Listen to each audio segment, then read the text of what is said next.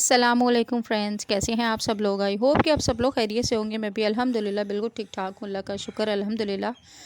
आज बहुत ही क्या मैं बोलूँ, आज अपने आपके साथ व्लॉग भी शेयर करेंगे। साथ जो गुल प्लाज़ा में जो एक हादसा हुआ है, जो सानिया यहाँ हुआ है, उसके ऊपर भी थोड़ी सी बात करेंगे। और ज़िंदगी है, क्योंकि ज़िंदगी तो चलती रहती है, ज़िंदगी ख़त्म नहीं होती।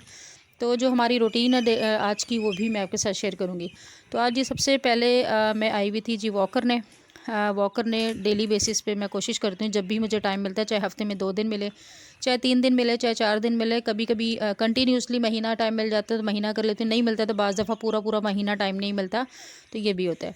तो लेकिन वॉक करने से मुझे ऐसा लगता है कि अपना आप बहुत हल्का फुल्का फ़ील होता है, बहुत एक्टिव फ़ील होता है। तो मुझे लगता है कि अब हमें जो जिनकी एज ख़ास तौर पे 30 से ऊपर हो गई ना, उन्हें अपनी ज़िंदगी में वॉक लाज़मी ऐड करनी चाहिए, क्योंकि वॉक करने से मुझे लगता है कि हम लोग काफ़ी फ़िट रहते हैं, एक्टिव रहते हैं।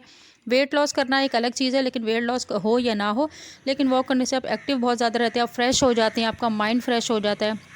आपको ज़हनी मैं कहती हूँ डिप्रेशन काफ़ी कम हो जाता है।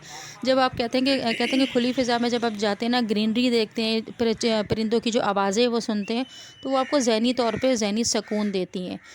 तो वॉक तो वैसे तो बहुत ज़रूरी है हर चीज़ के लिए, एक्टिव रहने के लिए। लेकिन अगर आप अपना वेट लॉस करना चाहती हैं, तो फिर तो सोने पे सुहागा कि आप उतनी जितनी वॉक करेंगी। जिस हिसाब से मैं हमेशा जो अपना खाना पीना है ना, वो मैनेज करती हूँ वॉक के। जिस हिसाब से मैंने आज मतलब खाया होगा ना, तो अगले दिन मैं उतनी ज़्यादा वॉक कर लेती हूँ। तो इस वजह से मेरा अल्हम्दुलिल्लाह अब जो है वेट अपना काफ़ी मेंटेन हो गया और काफ़ी मेंटेन रहता है।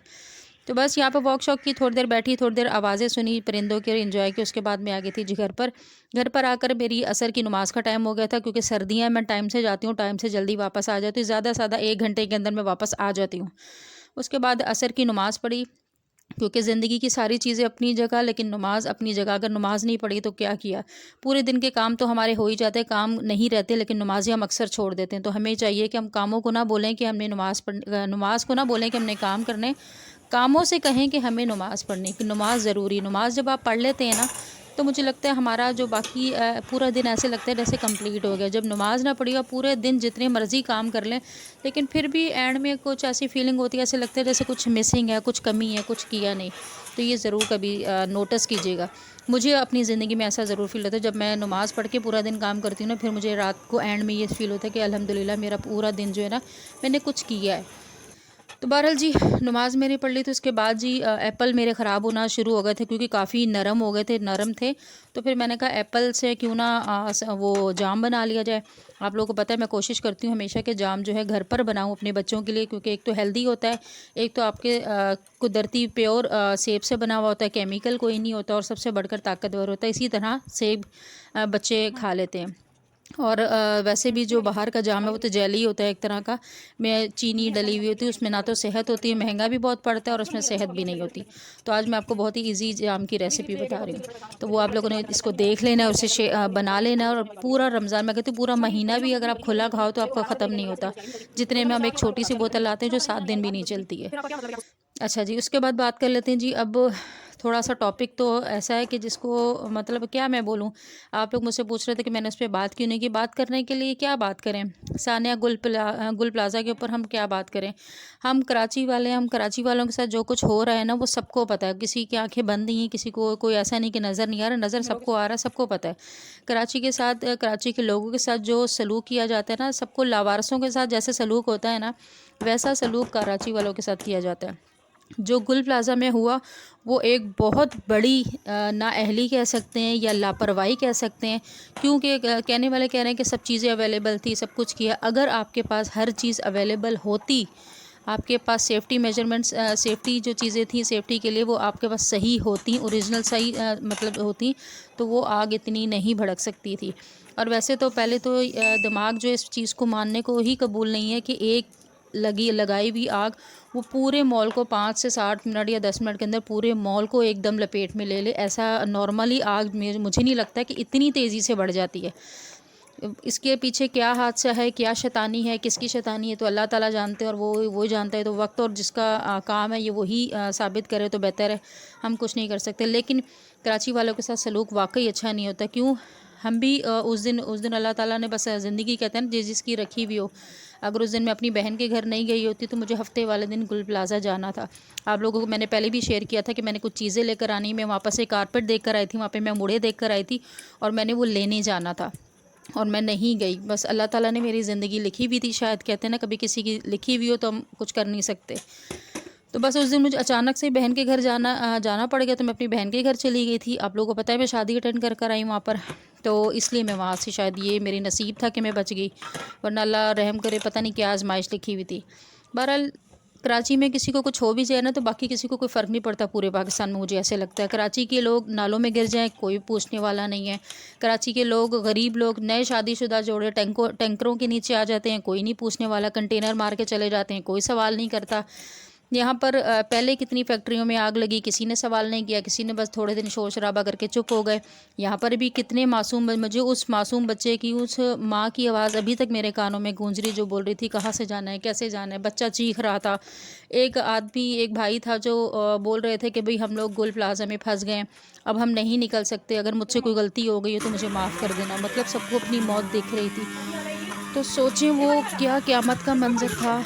मेरे से तो खैर वो सोच के ही मेरे को नींद नहीं आती, मुझे सोच के वो चीज़ इतनी घबराहट होती है कि वो क्या क़यामत का मंज़र था जब वो सब लोग वहाँ पर बंद थे, फंसे हुए थे, निकल नहीं पा रहे थे और मौत अपनी दिख रही थी अपने तरफ, मौत को आते हुए। वो किस तरह वो क़यामत का मंज़र, मैं उसको सोचें, उसको समझें कि वो कितना लरस जाने वाला मंज़र था कि उन लोगों ने वो सब फेस किया, अपनी मौत को इस तरह से तकलीफ़ दे। मौत बहुत मुश्किल, बहुत आजमाइश, और अब उन घर वालों के लिए कितनी आजमाइश है जो अपनी प्यारों को ढूंढ रहे हैं, अपने प्यारों को तलाश कर रहे हैं, अपने प्यारों की लाशों को तलाश कर रहे हैं। अब उनको जनाजा देने के लिए अभी तक जिनकी लाशें नहीं मिली, उनकी बॉडीज़ नहीं मिली, वो परेशान है।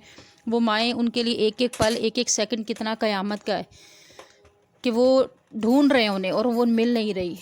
मेरे पास तो समझ में नहीं आ रहा है मैं क्या बोलूँ और क्या ना बोलूँ। तो उसके ऊपर कोई बात करना या सियासत करना या कोई भी चीज़ करना मेरे तो समझ से बाहर है, इसीलिए मैं इस टॉपिक पे बात ही नहीं करना चाहती थी, क्योंकि इसमें बात करने वाला है ही नहीं। इस इतने बड़े क़यामत के इस टॉपिक पे बात करने का मतलब कोई फ़ायदा नहीं, कोई व्यूज़ लेने वाली तो बात ही नहीं। बस हम यही कर सकते हैं कि अल्लाह ताला उनके लिए आसानियाँ करे, क्योंकि जो वो क़यामत गुज़री ना, जिसके ऊपर गुज़री वो ही जान सकता है, हम लोग नहीं समझ सकते। कहते ना जिसके ऊपर बीतती उसी को पता चलता है।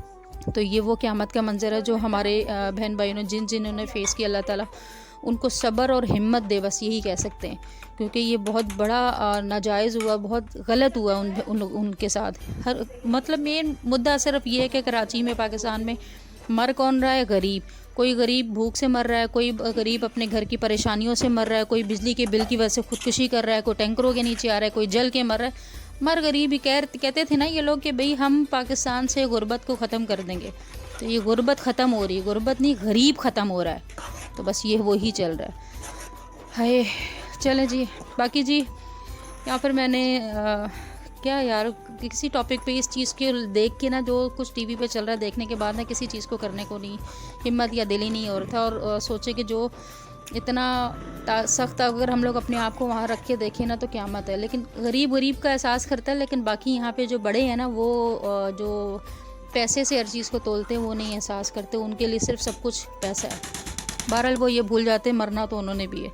अल्लाह ताला इंशाल्लाह इंसाफ़ करने वाला है। तो बहरहाल यहाँ पे जी मैंने चुकंदर का जूस बनाया था, वो बना के दिया, और उसके साथ ही मैंने जाम का जो वो था उसे सिंपल जो देसी होती है ना, उसमें डाल के मैंने उसे चढ़ा दिया था। तकरीबन 15-20 मिनट उसे मैंने पकने दिया। उसके बाद फिर अब मैंने उसके अंदर चीनी डाल के मिक्स कर दी अच्छी तरह से। मिक्स करके अब मैं उसे थोड़ा सा तेज़ फ्लेम करूँगी और उसे पकने दूँगी। पकने उतना देना जितना हमने उसको गाढ़ा रखना है। और जब तक वो हमारा एप्पल का जो हमारा मिक्सचर है वो गाढ़ा हो रहा है, उतनी देर में मैंने कहा चलो थोड़े से बर्तन धो लूँ। क्योंकि अच्छा आप लोग ये बताएं, आप लोगों की रमज़ान की तैयारी कैसी चल रही है? अल्हम्दुलिल्लाह अल्लाह ताला, मैं पिछले दिनों बड़ी खुश थी कि रमज़ान मुबारक का महीना आ रहा है, अल्लाह ताला नया साल स्टार्ट हुआ, अल्लाह ताला हम सब के लिए आसानियाँ पैदा करे। लेकिन ये नहीं सोचा था कि नए साल के साथ इतनी बड़ी बड़ी आजमाइशें आएंगी। पता नहीं, मैं कहती हूँ इस वक्त पूरा कराची सोगवार है। पूरे कराची में मुझे नहीं लगता कि कोई मिडिल क्लास इंसान या कोई भी इंसान ऐसा होगा जिसे इस चीज़ की तकलीफ़ ना हो। ये जो सानेहा गुल प्लाज़ा हुआ, इस चीज़ की तकलीफ़ ना। गुल प्लाज़ा एक ऐसी जगह है हमारे कराची की, बहुत पुरानी जगह है। कोई पूरे कराची में मुझे नहीं लगता कोई घर ऐसा होगा जिसने वहाँ से कोई चीज़ शॉपिंग ना की हो। अच्छा जी, तो बहरहाल अब पता नहीं आगे क्या क्या लिखा है। अल्लाह ताला हम सबके अपने ज़मान में रखे और अपने सबके लिए आसानियाँ पैदा करे। बहरहाल जी, यहाँ पे जी मेरा जो एप्पल का जो जाम बना रही थी वो तकरीबन गाढ़ा होना शुरू हो गया था। तो इसको अगर आप अगर ऐसे ही इसी कलर में रखना चाहते हैं तो इसमें लाइम कलर भी डाल सकते हैं, अगर नहीं डालना चाहें तो ना डालें, ओरिजिनल रहने दें। लेकिन मेरे बच्चे जो है रेड कलर का ज़रा पसंद करते हैं, तो इसमें मैं चंद ड्रॉप्स जो है रेड कलर के डालूंगी। इतना डालूंगी कि जिस हिसाब से मुझे अपने कलर को मेनटेन करना होगा, जितना मैंने इसको कलर को रखना है तो बस उतना ही डालूंगी। जब ये मेरा जो एप्पल का वो है वो अपने हिसाब से रेड हो जाएगा तो उसके बाद मैंने इसे पकाना है। और इतना पकाना है कि जब, क्योंकि अक्सर लोग जो है ना इसमें वो डाल देते हैं, कॉर्नफ्लावर डाल लेते हैं या फिर कोई और ऐसी चीज़ या जेली वगैरह डाल देते हैं ताकि थोड़ा सा थिक हो जाए। लेकिन हम इसे ओरिजिनल ही थिक करेंगे। जब ये इतना थिक हो जाएगा कि इसे आप एक प्लेट में डालें और एक ड्रॉप डालें, उसे ठंडा होने दें और वो अपनी जगह पर फिक्स हो जाए, तो बस हमने उतना पकाना है। और उतना पकाने के बाद जो है हमने इसे बंद कर देना चूल्हा। तो ये भी हमारा जो जाम है अभी इसमें थोड़ा सा कसर है, तो इसे हमें पकने देंगे। साथ हमने इसमें ड्रॉप डाल दिए और साथ ही जी अल्हम्दुलिल्लाह रमज़ान नल मुबारक अगले महीने शुरू हो जाएगा। अल्लाह ताला हम सबको रमज़ान मुबारक की बरकतें समेटने की तौफीक दे। मुझे ज़रूर अपनी दुआ में ज़रूर याद रखेगा। सब लोग एक दूसरे को याद रखें और हर मुसलमान के लिए दुआ करें और कराची के लिए ज़रूर दुआ करें कि अल्लाह ताला कराची के ऊपर भी रहम करे, करम करे और कराची के लोगों के ऊपर करम करे, सबके ऊपर सबके लिए आसानियाँ पैदा करे। जो कराची पूरे पाकिस्तान को खिलाता है, आज वो ख़ुद मुश्किल में है, उसके लोग मुश्किल में है, उसकी बंदा परेशान है। तो सबके लिए अल्लाह ताला आसानियाँ करें। ये देखिए इस तरह से प्लेट में डालना है। जब आपका जाम एक जगह इस तरह से फिक्स हो जाए तो बस आप समझ जाएं कि आपका जाम बिल्कुल रेडी है। तो इसका फिर जो आपने है फ्लेम बंद कर देना है। फ्लेम बंद करके आपने इसे ठंडा होने देना है। ठंडा होने का आपने वेट करना है। और ये अब जो तकरीबन मेरा जाम बिल्कुल रेडी है, तो मैंने इसे उतार के रख दिया क्योंकि स्टोव पे आस्ता हीट आती रहती है तो वो पकता रहता है। तो जो ये मेरा फ्लेम, जब तक मेरा जो जाम है वो ठंडा हो रहा है, तो जो मेरे बहन भाई जो मेरे चैनल पर न्यू है तो प्लीज़ चैनल को फर्स्ट टाइम आए तो लाइक ज़रूर कीजिएगा, सब्सक्राइब करना बिल्कुल नहीं भूलेगा वीडियो पसंद आए तो। और इसी तरह बेल आइकन पे लाजमी क्लिक करेगा ताकि आने वाली हर वीडियो का नोटिफिकेशन आपको मिल सके और आने वाली बेस्ट वीडियोज़ आपको आप तक मिल सकें, क्योंकि रमज़ान के हवाले से हम इंशाल्लाह बहुत अच्छी वीडियोज़ आपके साथ शेयर करने वाली हूँ। तो वो सब भी आप देख सकें और मेरे साथ इसी तरह जुड़े रहें, तो लाजमी शेयर करेगा और दुआ में आने वाले रमज़ान में मुझे ज़रूर याद रखेगा। ये देखें कितना ज़बरदस्त और VIP जाम में बना और सबसे बढ़कर खालिस है, सबसे बढ़कर सेहत है इसमें, क्योंकि बाहर वाले जाम में सेहत नहीं होती। तो अब मैं इसको जो है ना बॉटल में डालूँगी और बड़े जार में डाल के रखूँगी ताकि जो मेरा जाम है वो तकरीबन ये मेरे ख्याल से महीना 1.5 महीना भी, कहीं 2 महीने 2-4 महीने तो कहीं भी नहीं जाता।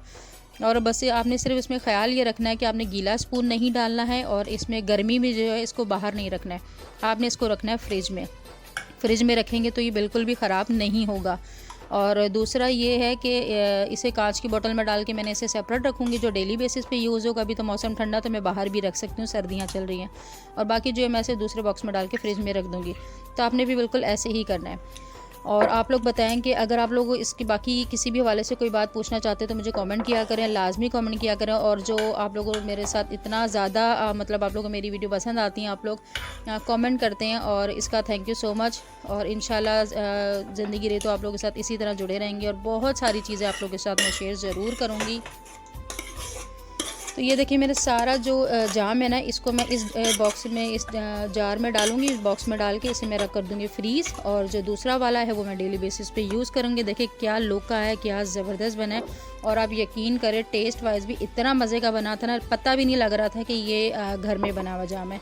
मैं कहती हूँ बाहर से भी ज़्यादा अच्छा बना था। ये देखें इसका कलर चेक करें, बॉटल में डला हुआ आप लोगों को आइडिया हो रहा होगा कि जब बॉटल में आप लाते कलर सेम ऐसा ही आता है और बिल्कुल भी फ़र्क नहीं लग रहा था।